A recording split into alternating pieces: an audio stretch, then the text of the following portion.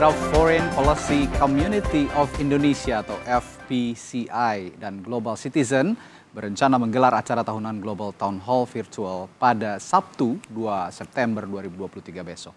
Nah, ini merupakan gelaran keempat yang diselenggarakan Global Town Hall Virtual. Dan Global Town Hall Virtual ini membawa tema tahun ini, This is Our World Too, a North, Southeast, West Dialogue of Civil Societies. Nah, dalam event ini nantinya akan mempertemukan para pemimpin pemerintah, eksekutif sektor swasta, advokat akar rumput, dan pakar filantropi untuk membahas tantangan-tantangan yang paling mendesak di dunia. Lalu bagaimana dengan persiapan event yang super keren ini? Kita sudah terhubung dengan pendiri Foreign Policy Community of Indonesia FPCI, Dino Pati Jalal. Selamat pagi Pak Dino. Selamat pagi Radi, apa kabar? Baik, sehat selalu Pak Dino.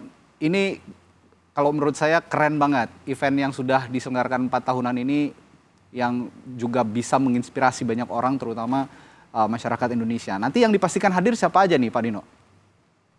Yang sudah pasti ada 2 pemenang Nobel, Presiden Amos Horta, kemudian Maria Ressa dari Filipina, ada juga Menlu Australia, Penny Wong, Menlu Mongolia, dan sejumlah tokoh lainnya, termasuk juga salah satu founder dari Artificial Intelligence. Mungkin juga Presiden Zelensky, kita masih mendengar kabar beliau akan juga memberikan pesan ya, dan juga Deputi Sekjen PBB. Tapi banyak sekali ya. Tapi yang penting sebetulnya star atau bintang dari Global Town Hall ini adalah masyarakat madani ya. Kalau dunia itu lebih menyampaikan pesan, tapi memang kalau Global Town Hall ini dimaksudkan untuk memberikan forum bagi masyarakat madani di seluruh dunia. And this is very rare, sangat jarang masyarakat biasa bisa mengungkapkan ide-idenya di depan pemimpin-pemimpin negara. Nah, yang beruntung delegasi Indonesia siapa saja yang akan mengutarakan ide-idenya ini, Pak Dino? Well, kalau dari Indonesia sebetulnya kita lebih sebagai inisiator dan fasilitator. Jadi ini kita juga bisa, ya, ini adalah inisiatif Ormas Indonesia yang mendunia gitu ya. Tahu-tahu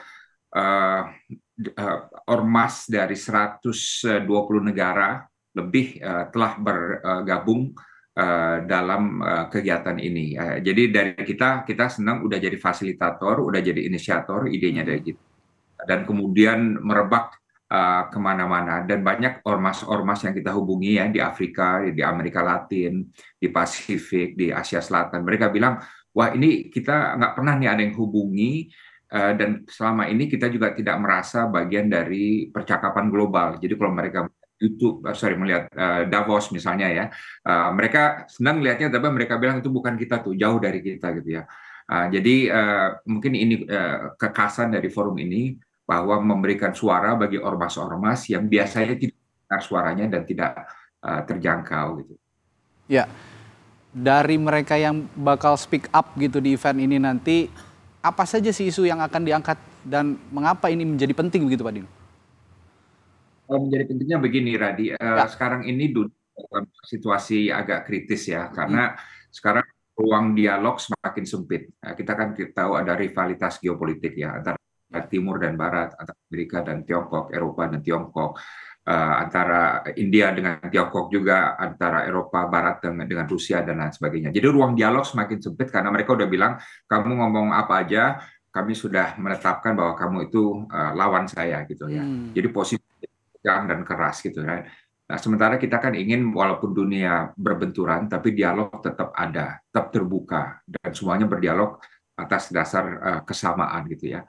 Nah, jadi arti politiknya di sana tuh Radi, bahwa masyarakat madani semuanya bilang kamu berbenturan di atas, tapi di bawah kami tetap ingin berdialog gitu. Jadi mungkin ini makna strategis dari dialog ini gitu. Karena kalau di atas berbenturan antar pemerintah, di bawah juga berbenturan, maka dunia akan semakin kacau.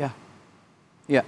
Lalu nanti setelah ada percakapan masyarakat madani yang juga jadi star dalam event ini, seperti Pak Dino bilang tadi, dan berbicara langsung dengan pemimpin-pemimpin negara. Setelah nantinya dibahas, tindak lanjutnya konkretnya bagaimana Pak Dino? Ini akan kita buat sekarang, abis ini format mini town hall ya. Mini town hall itu berarti kalau ini kan yang besar ya dari 120 negara.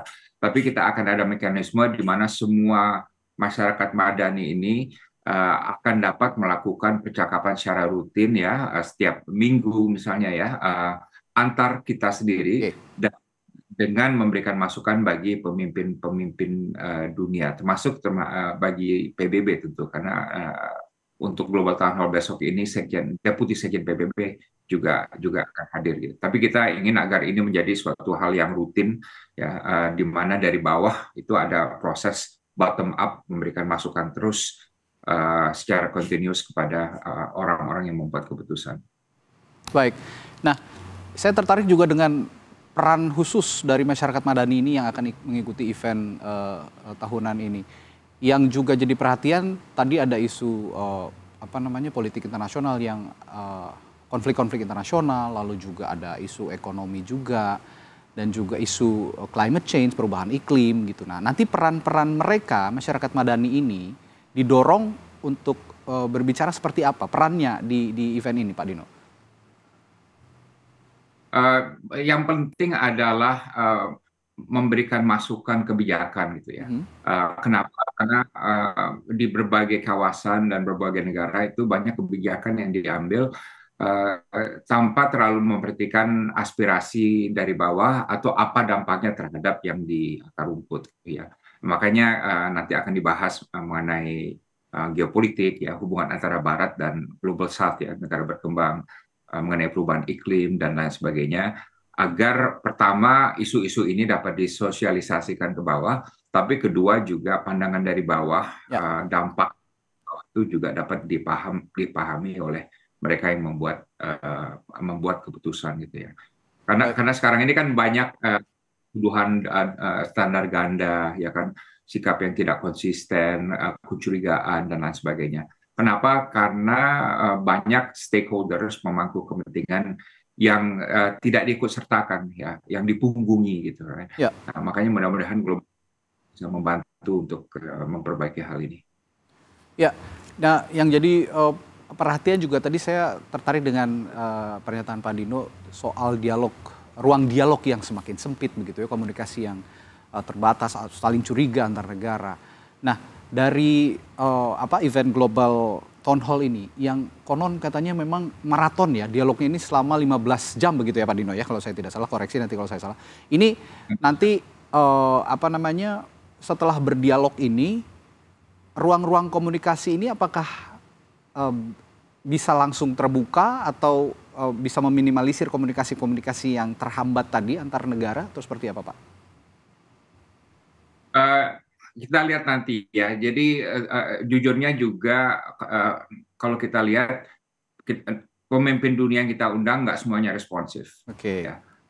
Jadi kita senang misalnya Menlu Tiongkok barusan menjawab, dia akan mengirim pesan ya.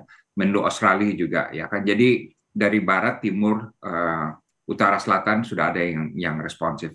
Tapi bahwasannya ada beberapa negara barat yang juga mencueki undangan kita, juga itu membuka mata juga loh ya, dalam arti apa, hey, kamu kan nggak bisa hanya melakukan kebijakan tanpa mendengar masukan dari bawah juga secara global gitu ya. Jadi masih ada juga sikap-sikap yang kaku gitu ya, sikap yang tidak mau menganggap remeh pandangan dari masyarakat madani di bawah gitu ya. Jadi itu yang terus akan kita perjuangkan gitu ya. Sekarang ini kita bekerja sama dengan orang yang mau mendengar kita, yang mau menyapa kita gitu ya, dan yang masih menghubungi kita akan terus konsisten mencoba untuk menyapa mereka. Tapi ini tetap akan menjadi masalah yang terus perlu kita perhatikan, miskomunikasi dan jurang komunikasi. Ya, Global Town Hall yang punya cita-cita bahkan sangat tinggi, dan ini patut sangat diapresiasi oleh publik Indonesia, dan kita juga sebagai masyarakat Indonesia ikut bangga karena jadi penyelenggara. Ya boleh dikatakan juga upaya untuk menciptakan perdamaian dunia, dan ini salah satu mandat dari Undang-Undang Dasar 1945 juga gitu Pak Dino. Nah, kalau dari evaluasi tahun lalu, Pak Dino. Apakah semuanya terlaksana dengan baik? Apa yang jadi catatan yang harus dievaluasi dan juga harus dikembangkan dari event ini? Tidak, situasi masih belum membaik ya. Sekarang ketegangan uh, semakin tinggi dan juga kita lihat perang di Eropa tidak berhenti, rivalitas juga semakin menguat, decoupling itu juga semakin deras dan Ya. semakin tinggi, semakin besar. Jadi situasi masih belum membaik dari tahun lalu gitu ya. Dan makanya komunikasi harus selalu jaga, dialog harus selalu dijaga sebagai syarat nomor satu. Kalau kepentingan bertabrakan, kemudian ketegangan semakin meninggi, tapi ruang dialog semakin tertutup, itu resepi untuk disaster. Dan itu yang kita ingin juga dengan Global Town Hall. Dan kita bangga sekali Indonesia yang memulai ini, pemuda. Radio percaya nggak, besok yang acara Global Town Hall, berapa ribu jam yang sudah diberikan pemuda Indonesia? 46.000 jam. Wow. Anak muda bekerja Iya. 46.000 jam anak-anak Indonesia karena mereka ingin bersuara dan membantu perdamaian dunia. Jadi kasih ya yang ikut membantu semua ya anak-anak muda dari. Dan looking forward for this super cool event besok ya Pak Dino, Sabtu 2 September. Yang belum lagi. Ya. Baik, silakan Pak. 2000 www.gth2023.com. Oh, itu perlu dicatat. www GTH 2023.com. Baik, perlu dicatat. Kita akan menantikan event yang super keren ini. Nanti besok ada diskusi maraton dari pemimpin dunia dan masyarakat madani tentang isu-isu penting dunia saat ini, mulai dari politik, ekonomi, climate change, perubahan iklim, dan macam-macam. Ini akan sangat menarik dan tentunya akan dinantikan masyarakat tidak hanya di Indonesia tapi juga di dunia. Terima kasih pendiri Foreign Policy Community of Indonesia FPCI Dino Patijalal telah berbagi informasi di Sapa Indonesia Pagi. Sehat-sehat selalu Pak Dino. Terima kasih Dadi, salam.